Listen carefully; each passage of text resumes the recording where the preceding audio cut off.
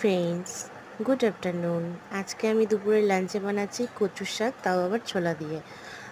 আমার ছোলা দিয়ে বেশি ভালো লাগে। অনেকে তো মাছের কাঁটা দিয়েও বানায়, তো ওটাতেও টেস্ট আছে, তবে আমার ছোলা দিয়ে বেশি ভালো লাগে। তো আমি ছোলা আগে থেকে সিদ্ধ করে রেখেছিলাম এবং কচুটাও করে রেখেছি। তো পুরো রেসিপিটা দেখো, সঙ্গে থাকো। ভালো লাগলে সাবস্ক্রাইব, কমেন্ট করো এবং লাইক শেয়ারও করো।